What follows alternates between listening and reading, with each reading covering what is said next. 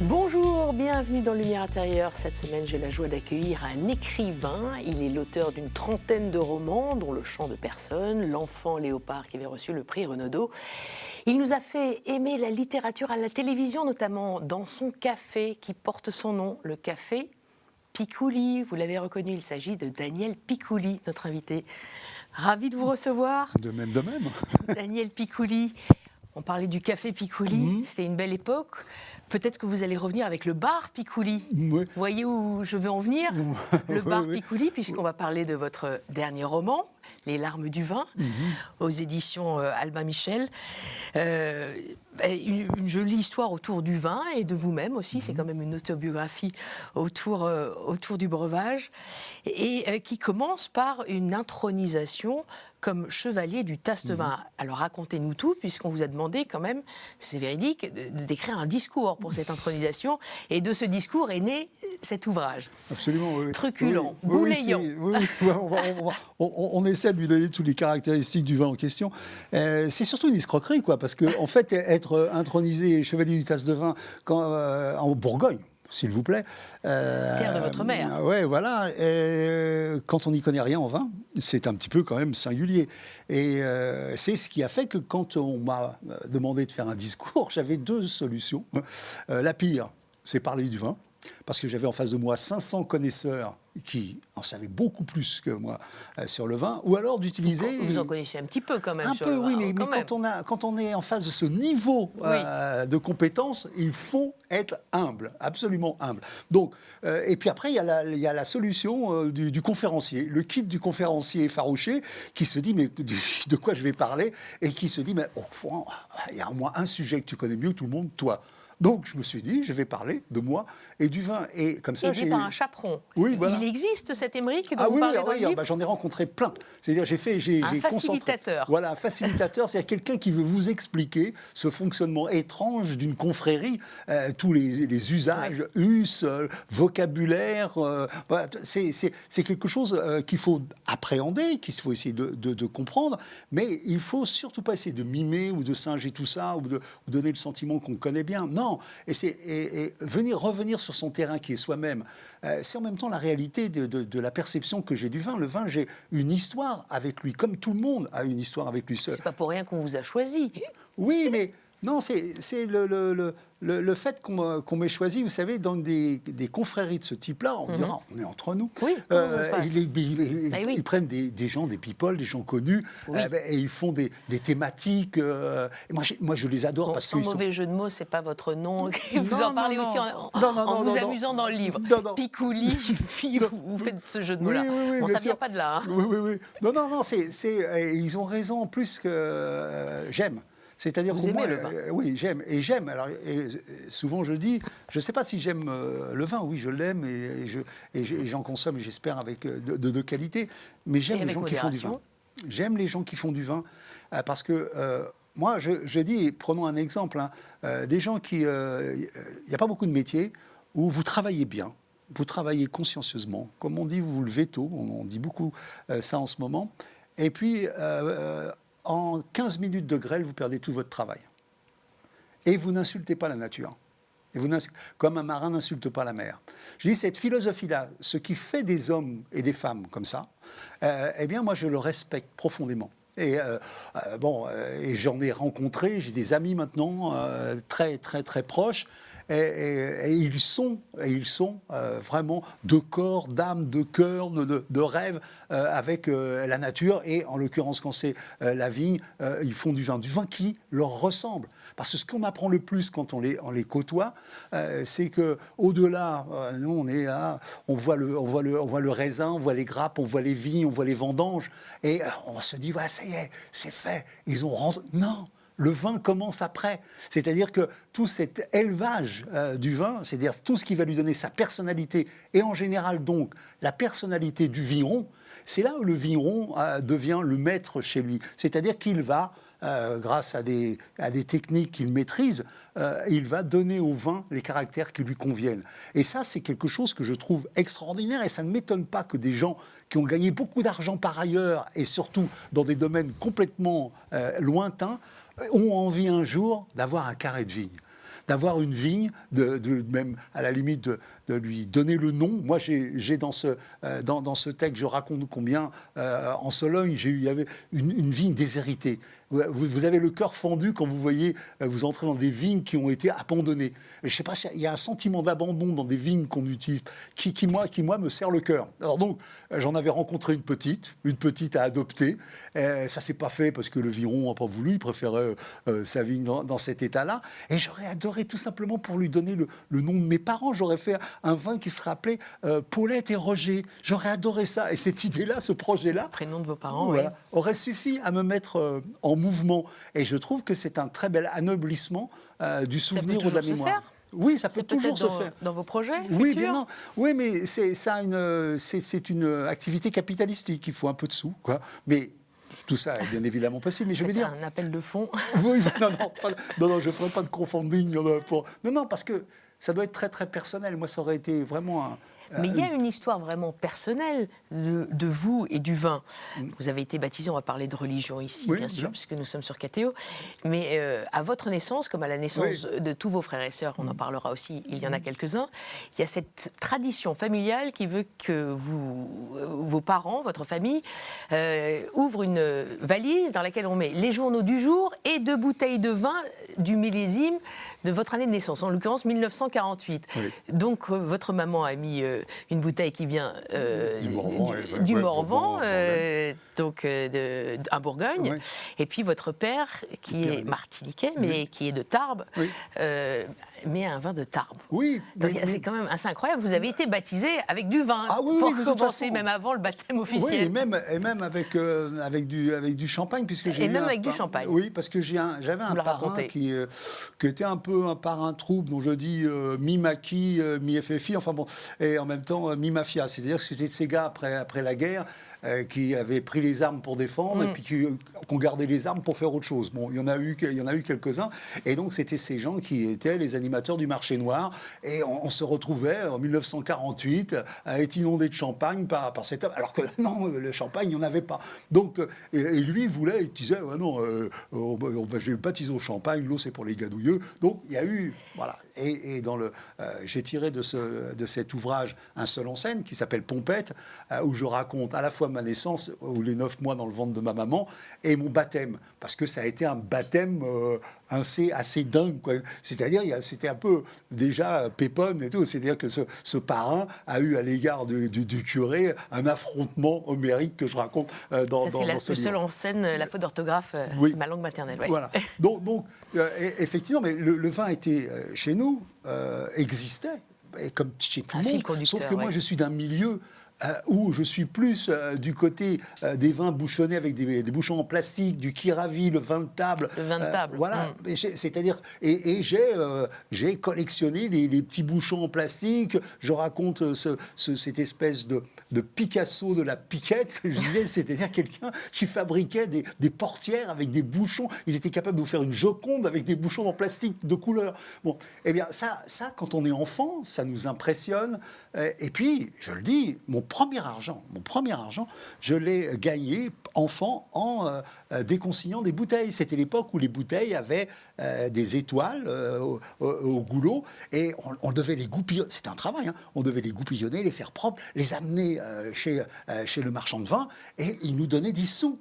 Et c'est-à-dire que le vin m'a apporté mes premiers sous, mon premier argent de poche, mes petits sous, quoi, mes petits sous. J'allais directement après la boulangerie acheter des caramels à 1 centime. Oui, mais c'est-à-dire que ce que je dis là, c'est le produit de cette demande de discours, parce que je me suis dit, je vais énumérer les situations dans lesquelles j'étais au contact du vin. Pas au contact du vin en termes de connaître le terroir, non, en termes de vie. Oui. Ce que ça m'a apporté à moi.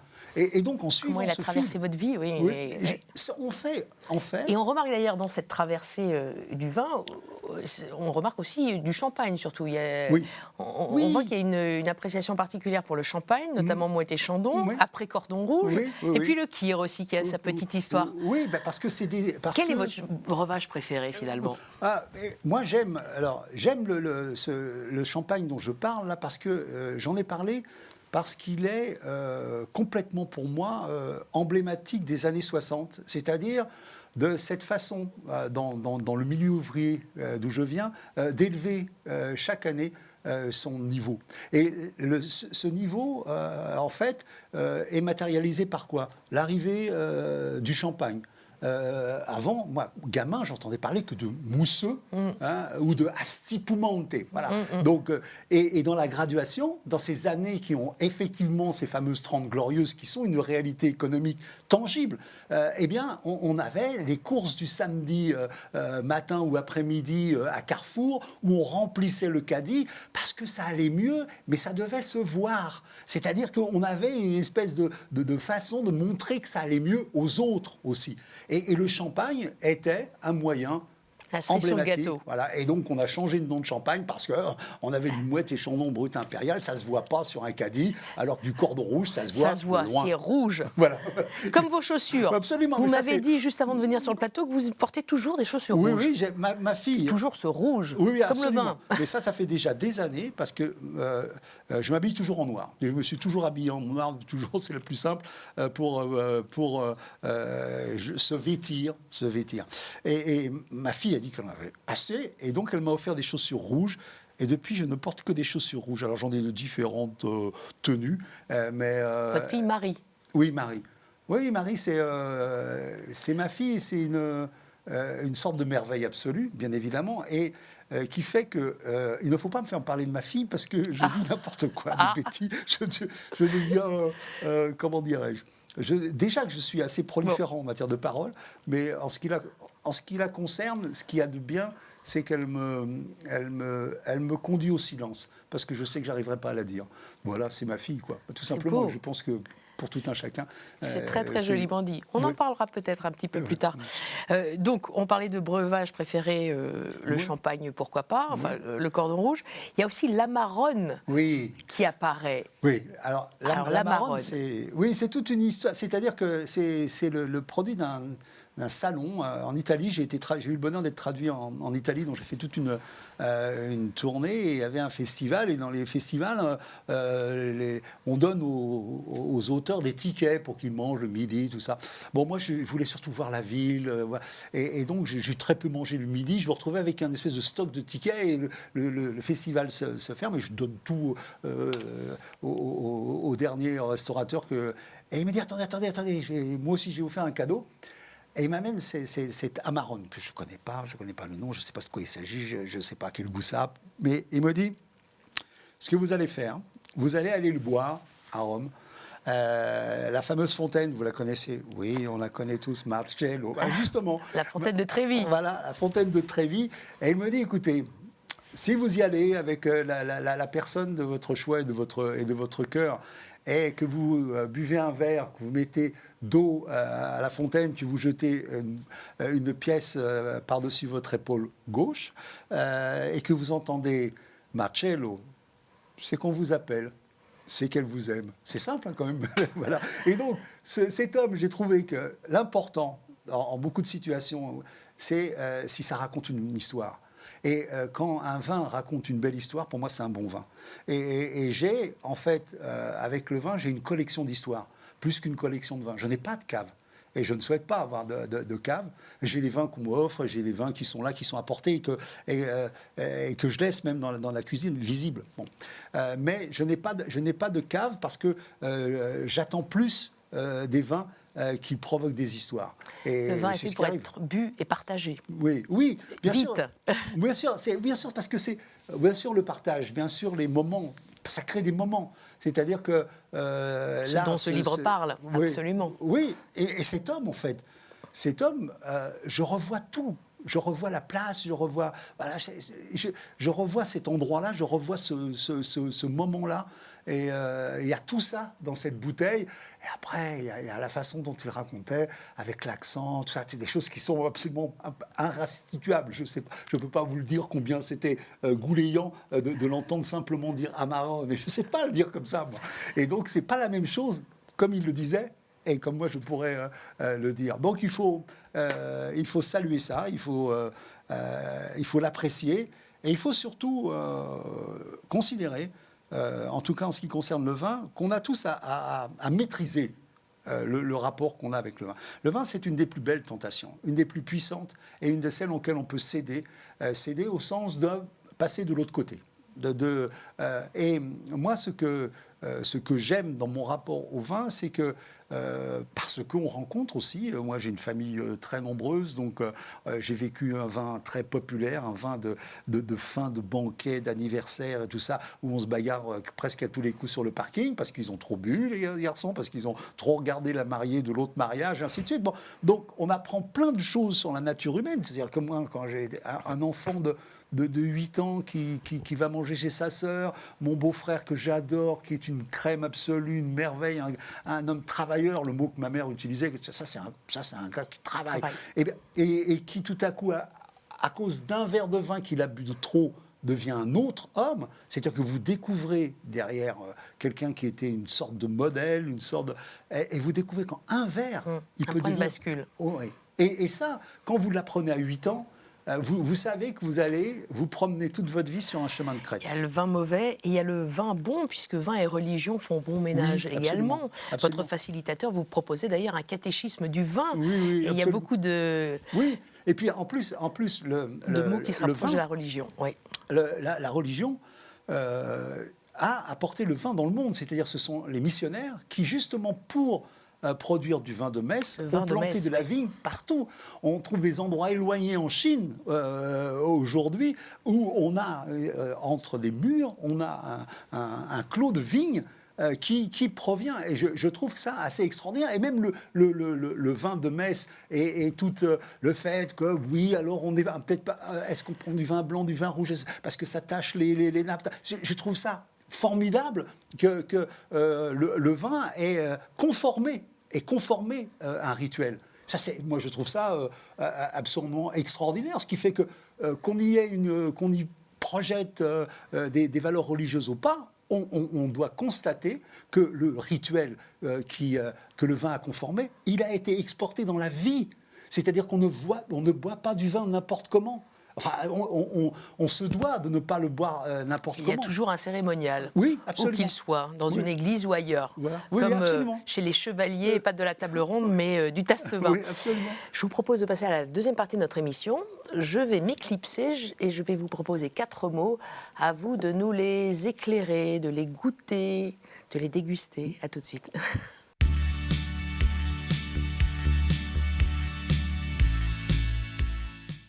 Ça va, Daniel ? Très bien. Alors, je vous ai promis que j'allais vous proposer des mots.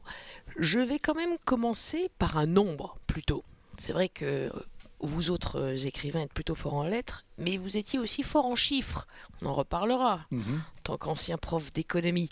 Allez, je vous propose un nombre, et c'est le nombre 13. Après, c'est mon nombre fétiche. D'abord, premièrement, parce que je suis 11e d'une famille de 13. Ma maman a eu 13 enfants.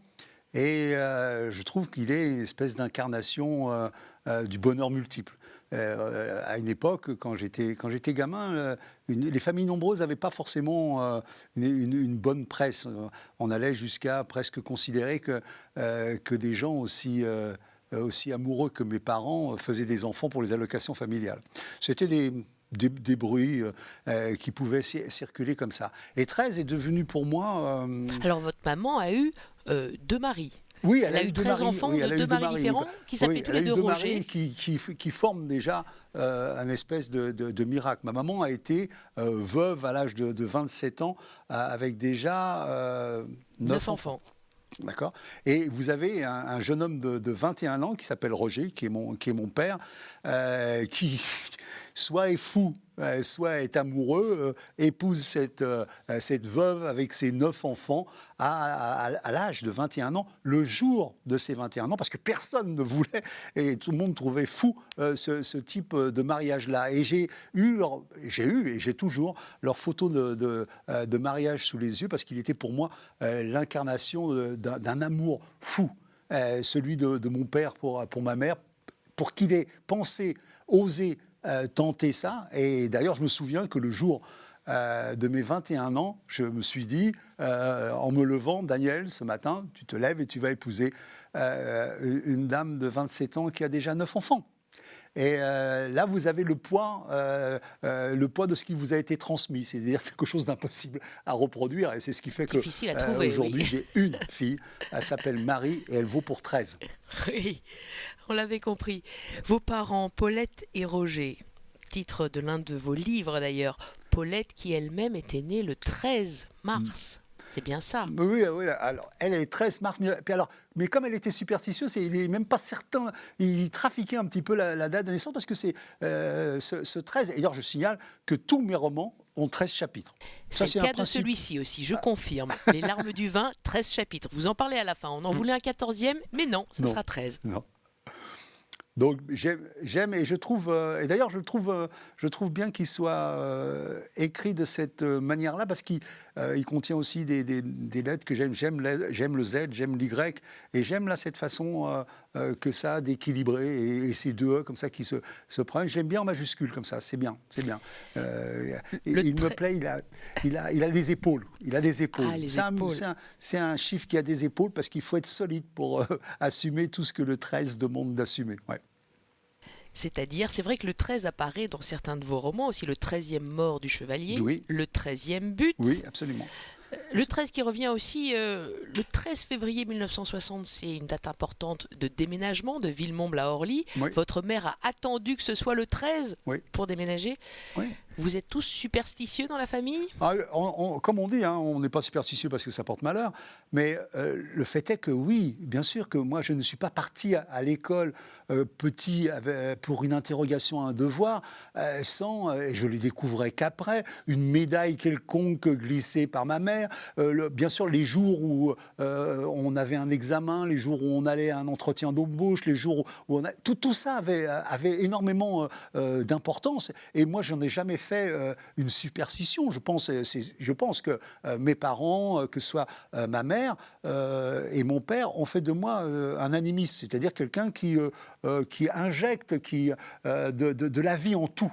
En toute chose, j'allais dire toutes choses immobiles ont pour moi une vie, une histoire à respecter. Et je pense que le 13 vous met dans ces conditions-là. Il est un chiffre, un nombre, peu importe, on l'appelle comme on veut, qui contient justement l'idée qu'il peut être ou heureux ou malheureux. Donc à son égard, on a un rapport très personnel et qui peut être effectivement de l'ordre de la superstition. Moi, c'est pas ça. Moi, c'est un ami. C'est un copain, c'est un pote. Ça veut dire, je peux aller si je vais à la piscine, je cherche un casier numéro 13. Enfin, il y a plein de choses comme ça que je fais et qui est fondamentalement qui résout cette question qu'on se pose tous. Pourquoi y a-t-il quelque chose à la place de rien ? Et avoir un chiffre comme ça de référence vous évite de vous poser des tas de questions, parce que beaucoup de gens, quand vous êtes un écrivain, vous demandent alors des questions sur l'écriture, comment il faut faire, parce qu'il y a beaucoup d'apprentis écrivains. Mais alors un livre, ça contient combien de chiffres, combien de chapitres ? 13. Mais monsieur, mais pourquoi 13 ? 13, parce que ma mère a eu 13 enfants. Si j'étais fils unique, il n'y aurait qu'un chapitre. 13, c'est-à-dire 13. Que 13 la BD aussi. Pose des questions et répond à beaucoup d'autres. Oui. 13, il y a la BD aussi. Vous qui êtes fan de BD et scénariste de bande dessinée. Oui, j'ai été, je peux en être encore, et je fais des propositions scénaristes de BD, parce que c'est un chiffre qui, de toute façon, tonne. C'est un chiffre qui résonne en face, positivement ou négativement, mais il existe. C'est-à-dire, c'est un chiffre qui n'a pas besoin de prouver qu'il existe. Et il provoque des réactions, ou de rejet, ou d'adhésion, des réactions mystérieuses. On peut être kabbaliste, rien qu'à partir du 13, on peut être kabbaliste, devenir kabbaliste. Bon, oui, moi, c'est ce que j'aime, c'est l'énergie. Et c'est pour ça que je trouve que la façon dont il est écrit là sous mes yeux contient cette énergie. C'est une énergie organisatrice. Si vous regardez bien comme il est là, on pourrait considérer que là c'est un 13 comme un jardin à la française. Les choses sont tirées bien droit, mais il garde toujours quand même ce mystère. Et j'adore l'idée comme ça qu'on peut le couper en deux et faire un trait et un Z. Bah, j'adore ça. Enfin, j'aime beaucoup comme il est représenté comme ça. Ouais, ça me plaît. Allez, on poursuit quand même, parce que j'ai un deuxième mot cette fois, et pas un nombre pour vous. Ce mot, c'est cancre. Cancre. Ah oui, ça c'est un mot d'époque. C'est-à-dire, moi, je suis de l'époque où les cancres, c'est positif. Et on parlait des cancres heureux, des cancres rêveurs. Et en classe, dans cette classe de CM2, qui est ma classe de référence, parce que 10 ans est pour moi un espèce de point médian, quoi, et surtout un point d'apogée quasiment, puisque en termes de cancre, je crois que je suis arrivé à mon apogée à peu près en CM2. Et ce mot n'a jamais été quelque chose que j'ai vécu négativement. Et d'ailleurs, j'ai été un de ces cancres qui était aimé, apprécié de ses enseignants, qui me regardait presque de façon désolée. Parce que c'est comme quand on regarde, j'étais prof après, quelqu'un dont on considère qu'il a des tas de qualités et qu'il ne les exprime pas ou qu'il les gâche. Et j'ai toujours eu l'impression parfois d'être regardé non pas comme un cancre, mais comme quelqu'un qui gâche ses chances. Et j'aime à les rassurer, je n'en ai gâché aucune. Je les ai exprimées de façon peut-être un petit peu erratique, un peu... J'adorais le terme école buissonnière. Je l'adore toujours. Et c'est vrai que après avoir été cancre, vous avez été quand même un bon élève, même très bon élève, pour finir brillamment des études à Dauphine et pour devenir, vous le disiez, donc professeur de compta d'ailleurs. D'abord en classe de BTS, puis ensuite prof d'éco. Après, j'étais prof d'économie donc, et gestion. Donc plutôt les chiffres que les lettres au démarrage. Oui, mais parce que j'ai rêvé de faire des lettres. Bon, j'en ai pas fait pour des raisons presque sociologiques. C'est-à-dire en troisième, quand vous disiez à votre sergent recruteur, celui que vous vouliez faire des lettres, il était inquiet pour vous parce que j'étais un enfant des cités. Mon collège était dans les cités et j'avais en face de moi des gens qui étaient ces hussards noirs qui s'inquiétaient pour nous. Qui s'inquiétaient pour nous. C'est-à-dire, ils se disaient, on est des rêveurs. Ils m'ont dit, mais faire des études, c'est long, c'est cher, tu crois que tes parents pourront t'accompagner? C'est pas sûr. Alors, apprends plutôt un métier. C'est pour ça qu'on m'a dirigé vers la comptabilité. Après, j'ai enseigné l'économie et gestion. Et surtout, quand je vois ce mot cancre, je le regarde comme une université. C'est-à-dire que ce mot, moi, j'ai appris plus de choses en matière de pédagogie en étant un cancre. Et en étant un ancien cancre, j'ai toujours eu en face de moi des cancres au sens potentiel du terme, à des niveaux différents. C'est-à-dire que je me suis toujours mis en situation, non pas d'avoir en face de moi des gens qui savaient et à qui j'avais à compléter l'enseignement, mais qui ne savaient pas. Et que c'était normal de ne pas savoir. Et qu'on ne savait pas pour des tas de raisons. Et donc je pense que... Et d'ailleurs, j'avais dans mes collègues, la plupart de mes collègues étaient des anciens premiers de la classe. C'était des bons élèves qui faisaient prof. Et encore peut-être aujourd'hui, ou peut-être un petit peu moins aujourd'hui. Donc moi, j'avais cet avantage de considérer que le savoir ne va pas de soi, qu'il est erratique, que le rapport à la connaissance ne va pas de soi non plus. Et je pense que ça a fait de moi un pédagogue attentif, en tout cas. Après, je ne préjuge pas de ce que ça a pu produire sur chacun. Mais en tout cas, je savais que j'avais appris le métier en tant que cancre. En tant que cancre, un pédagogue attentif et qui écrit... Et il y a cette rencontre avec Daniel Pénac, qui vous met le pied à l'étrier. La lumière des fous, votre premier roman, publié en 92. Et c'est parti. Oui, c'est parti. Et ce qui est fou dans cette évocation-là, c'est qu'en même temps, aujourd'hui, on va dire en tout cas, aujourd'hui sort le dernier épisode de la saga des Malocènes. C'est aujourd'hui et c'est fini. J'ai échangé avec Daniel, il m'a dit « Oui, mon poteau, cette fois, c'est fini ». Le mot « cancre », lui, a vécu peut-être de façon plus douloureuse l'école que moi. Moi, j'ai toujours été formidablement heureux à l'école. Moi, je suis un cancre heureux. C'est-à-dire que j'aimais aller à l'école, j'aimais l'école pour ce qu'elle était, ce que j'y apprenais, le regard qu'on avait sur moi, la récréation, la cantine, l'étude, tout ça, j'aimais le chemin de l'école, j'aimais ressortir, j'aimais l'école. Bon. Donc, l'école, je l'ai adorée, donc j'ai jamais ressenti ce chagrin-là. Mais oui, ça peut être ça, c'est-à-dire que ce mot n'est pas aussi lumineux pour tout le monde, ni aussi bénéfique. Oui, je peux l'imaginer, mais en tout cas, en ce qui me concerne, j'ai une grande tendresse pour les cancres, ne serait-ce que pour le cancre que j'ai été. Le cancre qui n'est pas bon en orthographe. Oui. Oui. Clin d'œil de nouveau à la faute d'orthographe. Oui, mais parce que la faute d'orthographe, c'est l'indicateur le plus précis, que l'on pense le plus objectif. on a fait 5 fautes, on a fait 10 fautes, on a fait 15 fautes, on a fait 20 fautes. C'est beaucoup plus facile à apprécier qu'une rédaction, qu'un devoir. La faute d'orthographe a cette espèce de vertu et de fausse vertu, à mon avis magique, de dire les choses clairement. Mais non, elle ne les dit absolument pas clairement. Moi, j'étais un dysorthographique profond. Pourtant, je lisais, je lisais.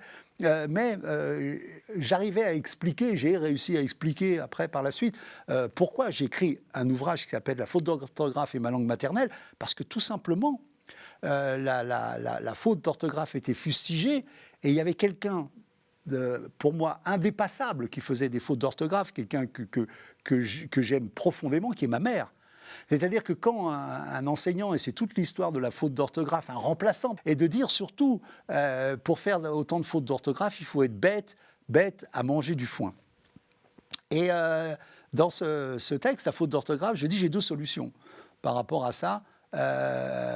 Où je tue l'homme qui a dit ça, parce qu'il vient de dire, sans le savoir, que ma mère est bête, ou bien je vais lui prouver, à lui, qu'on peut faire des fautes d'orthographe et ne pas être bête à manger du foin. Et je vais dire que j'ai beaucoup après conçu inconsciemment les études comme la revanche, non pas du cancre, mais du cancre fustigé par des enseignants un peu étranges qui liaient la faute d'orthographe et l'intelligence, et donc la faute d'orthographe et la bêtise, la faute d'orthographe et voilà. Et ça, c'est quelque chose que, grâce à cet ouvrage-là, j'ai pu en être le propagandiste. J'ai pu même rassurer pas mal de parents ou même de gens qui étaient, j'allais dire, assujettis à la faute d'orthographe, et de les rassurer. Et j'étais quasiment l'incarnation, parce qu'il y avait beaucoup de gens. Oui, une vraie incarnation, puisque vous avez porté cet ouvrage sur les planches. Oui. Dès 2012, c'était il y a presque 10 ans. Oui. Plus de 10 ans maintenant. Oui. Et oui, nous sommes en 2023. Allez, je vous propose notre 3e mot. Le 3e mot, c'est le mot cierge. Oui, le mot cierge. Alors, le mot cierge, j'en fais une consommation énorme. C'est-à-dire que le cierge me permet en silence de dire beaucoup de choses aux chants que j'aime et auxquels je pense. Parce que depuis petit, quand on allait en vacances, ma mère nous emmenait dans toutes les églises sur le chemin. Et on allait y allumer des cierges, la mémoire d'un frère, d'un père, des parents, de grands-parents. Et j'adorais ces moments-là. J'adorais entrer dans l'église, j'adorais toujours, j'adorais ce qui se passe, cet enveloppement que je ressens quand j'entre dans une église, le cheminement qu'on fait pour aller jusqu'au cierge, jusqu'à l'endroit où on les allume. La façon de les allumer, la façon de les choisir. Moi, je mets beaucoup de temps à choisir l'endroit où je vais planter mon cierge. Avec ma douce, on le fait parce qu'on a des parents qui ont disparu, des gens qu'on aime qui ont disparu, donc on peut tous les deux, j'ai d'un même cierge, mais leur parler, parce qu'on leur parle. Et moi, j'ai un rapport très très étroit à ce moment-là. Et j'ai la chance d'habiter maintenant près de Saint-Sulpice, donc j'ai une espèce de mise à disposition, d'élévation que me propose l'église Saint-Sulpice pour exprimer mon émotion, mon souvenir, mon amour profondément aux gens auxquels je pense et qui généralement ont disparu. Donc le cierge est... Je me souviens, j'allais presque dire, le cierge marque, j'allais dire, le partage entre, j'allais dire, presque une vie de voyou, mais c'est pas la réalité, parce que un jour, ma mère je lui expliquais que j'allais allumer les cierges. Elle connaissait un petit peu mon côté un peu rebelle. J'étais un adolescent assez rebelle. Elle m'a regardé avec ses yeux bleus qui sont des merveilles, quoi. Et elle m'a regardé comme ça, et elle m'a dit « Est-ce que tu les payes ?» Et de ce jour, je paye tous les cierges que j'allume. Et j'ai trouvé très émouvant, d'ailleurs ça m'émeut, qu'elle n'ait rien dit d'autre. Dans ses yeux, ça voulait dire « je le connais mon fils ». Je le connais mon fils. Il est capable d'honorer les gens qu'il aime et de ne pas payer parce qu'il va avoir tout un discours sur l'argent, l'église. Bon, je le connais. Mais j'ai rien à lui dire d'autre que le regarder et lui poser cette question-là. Et c'était réglé. Et j'ai reçu une éducation de silence comme ça. Mes parents n'étaient pas des pédagogues. Mes parents n'étaient pas des gens qui vous expliquaient la vie. Ils étaient des exemples de vie. Et vous n'aviez juste qu'à suivre avec votre doigt pour vous tenir en équilibre dans la vraie vie. Et donc, quand ma mère m'a posé cette question, j'y pense à chaque fois. Et la dernière fois, il s'est passé quelque chose. Je suis entré, c'est il y a peut-être 2 jours, il y avait des messes à Saint-Sulpice et il y avait donc un service. Et j'ai allumé un cierge, 2 cierges d'ailleurs avec ma douce. Et je n'ai pas mis les pièces parce que je trouvais incongru le bruit que ça pouvait faire pendant le service. C'est un peu étrange, mais j'allais dire parfois que le son des pièces dans le tronc n'est pas à la hauteur du geste que vous faites quand vous allumez un cierge. Et donc je suis revenu. Le lendemain, je suis parti pendant le service. Je n'ai pas mis les pièces, mais ça m'a taraudé. J'avais presque l'impression d'avoir fait une mauvaise action et qu'il fallait la réparer. Et après, je l'ai réparée. Hein. J'ai pensé aux yeux bleus de ma maman. Et de toute façon, je savais en sortant que je reviendrais. C'était pas du tout comme avant. Il n'y avait pas là une révolte, une rébellion. Non. C'était que je trouve que la mise en situation de l'émotion, du souvenir, de la mémoire dans une église me va parfaitement, me convient parfaitement. Il n'y a pas mieux pour l'accompagner. Je trouvais pourtant que ces petits glissements de pièces un peu secs, un peu métalliques, un peu résonnants comme ça, il y avait là-dedans un élément de trivialité qui ne correspondait pas au service que j'écoutais par ailleurs dans la nef. Voilà, donc le cierge, c'est tout ça, et je sais que j'ai transmis ça à ma fille, et je sais qu'elle le pratique, qu'elle le fait avec ses petits yeux à elle, et qui sont marrons d'ailleurs. Mais on peut être très tendre avec des petits yeux marrons. Transmission de cierge dans votre famille, très jolie histoire. Je vous propose le 4e mot, qui est un peu un aboutissement. C'est le mot vierge. Oui, alors le mot vierge, c'est... la Vierge. J'ai rendez-vous tous les matins avec la Vierge. La Vierge, c'est une vieille copine d'enfance. La Vierge, c'était cette petite statuette fluorescente qui était posée sur le téléviseur.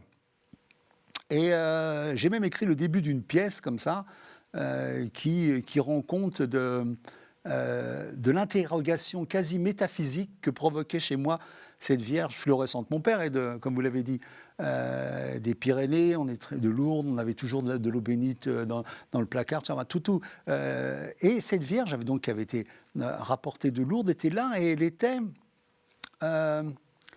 d'une stabilité extraordinaire. Elle était posée là, parce que quand la pièce était... Parce que je dormais là, donc on s'endormait, il y avait cette lueur. Et il y avait une deuxième lueur, qui était celle du poste de télévision. Les postes de télévision à cette époque-là étaient des postes à lampe, et une fois qu'ils avaient été éteints, il restait un rond lumineux au centre de l'écran. Et enfant, j'ai fixé, mais des heures et des heures, la Vierge et ce point lumineux pour savoir quel est celui qui allait s'éteindre le premier. La Vierge a toujours gagné. La Vierge a toujours gagné, et la Vierge, à la fin, continue à être de ce verre magique, et la télévision s'éteint vraiment. Et ça paraît tout à fait étrange, mais c'était la caractérisation de la supériorité, de sa supériorité sur toute chose, et y compris le progrès, y compris l'époque, y compris tout ce qu'on pouvait voir d'extraordinaire à cette époque-là dans la télévision. Et la télévision a été aussi mon université. Et la Vierge, aujourd'hui, quand je dis que j'ai rendez-vous avec elle, c'est que j'écris un roman, et celle qui raconte, c'est un roman qui se passe en 1906 à Marseille, pendant l'exposition, la première exposition coloniale. Donc la Vierge est là, elle entend le cri d'une femme. Et cette Vierge-là est un personnage extraordinairement important. C'est justement en pensant à la Vierge que vous avez baptisé votre fille Marie? Oui, bien sûr. C'est grâce à elle? Bah, oui, bien sûr. Mais c'est une manière plus que douce, plus qu'aimante, c'est une permanence. Parce qu'il y a Marie et il y a aussi Marie-Madeleine qui est importante. Oui, bien sûr. Chez les Picouli. Oui, bien sûr. Mais ces importances-là, alors, c'est pas que ça ne me heurte pas d'en parler, mais c'est vraiment en ce qui me concerne, la façon dont résonnent ces vierges, dont résonnent ces histoires, est extrêmement profonde, privée. Et j'allais presque dire, j'écris pour en faire l'inventaire, pour en faire, j'allais dire, l'exploration. Car je pourrais dire que je ne sais pas pourquoi ça a tant d'importance. Je ne sais pas pourquoi cela me préoccupe à ce point. Je ne sais pas pourquoi je me crois encore aujourd'hui en charge de raconter la douleur d'une vierge. Je ne sais pas. Et pourtant, je considère tout à fait dommage que l'on ne s'en préoccupe pas. Je veux dire, je voudrais qu'il y ait, face à ce don que représente pour moi la Vierge, qu'il y ait une restitution, et pas seulement une demande, pas seulement une requête, pas seulement une prière, mais qu'il y ait une façon de reconnaître ce qu'il en est profondément de la douleur, de la vie, de la perception de la Vierge. Ça paraît étrange ce que je dis là peut-être, mais moi qui en ce moment écris en l'ayant elle comme regard. D'ailleurs, je me suis toujours dit que je ne sais pas ce que ça pouvait produire de monter dans le corps de la Vierge, dans cet escalier en spirale incroyable, et de tout à coup de se retrouver devant l'ouverture, de voir le monde par les yeux de la Vierge. C'est quelque chose que...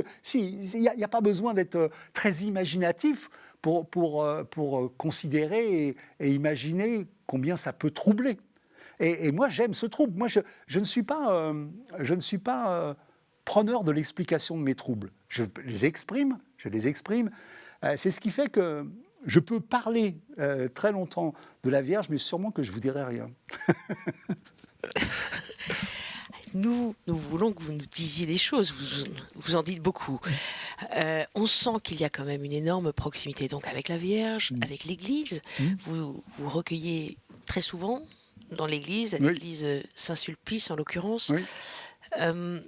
Est-ce que vous avez d'autres rituels, d'autres pratiques? Quel est votre rapport à la foi? Oui, mais parce que d'abord, déjà, l'Église est entrée dans mon enfance, pas seulement par la Vierge, mais par un être que j'ai toujours trouvé supérieur, qui était un prêtre ouvrier. Je suis de ceux qui ont toujours regretté la disparition des prêtres ouvriers dans les usines et des prêtres ouvriers dans le monde. Cet homme travaillait avec mon père à Air France, il était chaudronnier comme mon père, et il arrivait à la maison pour la soupe, comme dirait ma mère, de temps en temps, il venait, et je le regardais se laver les mains avec un gros savon, tous les gestes qu'il faisait, j'avais l'impression vraiment qu'il communiait dans le moindre geste, mais en même temps sans emphase, sans pathos, il était, tout simplement. Et j'aimais le voir se laver les mains comme ça, et quand il s'asseyait à table, alors peut-être il y a eu, je ne sais pas s'il y a eu un bénédicité, je ne sais pas, tout le monde le voyait et le regardait. Cet homme arrivait à table, et son arrivée était quasi miraculeux, c'était divin, quoi.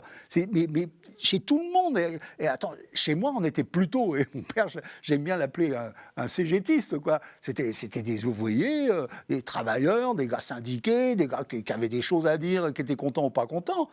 Mais il arrivait, et mon Dieu, il se passait quelque chose. Et j'ai jamais compris comment l'Église n'avait pas compris combien ils étaient importants, combien ils étaient extraordinaires, fondamentaux, combien ils auraient pu remailler un tissu qui, après, pour moi, c'est un peu, des fois, détricoté. Et c'est une belle image, et j'aime. Et pour moi, il y a ce lien-là, il y a ce lien entre ce prêtre ouvrier et la Vierge. C'est-à-dire d'être dans le monde. Moi, ma Vierge, elle est à l'église maintenant, mais elle a d'abord été posée sur ma télévision, sur ma télé, elle était. Et elle était d'une présence insensée en étant simplement au milieu du monde, au milieu des gens. Voilà. Mais après, maintenant, je la retrouve avec bonheur dans toute l'église où je vais. La Vierge rayonne, plus que la télévision. Ah oui, c'est la conclusion. Oui, puis, allez, oui, bien sûr. Je vais revenir auprès de vous, Daniel. Vous connaissez la télévision. Il y a un timing, malheureusement. Malheureusement, ce n'est pas éternel. Il est bavard, ce garçon, et je reviens auprès de vous pour la conclusion. À tout de suite, Daniel. Oui.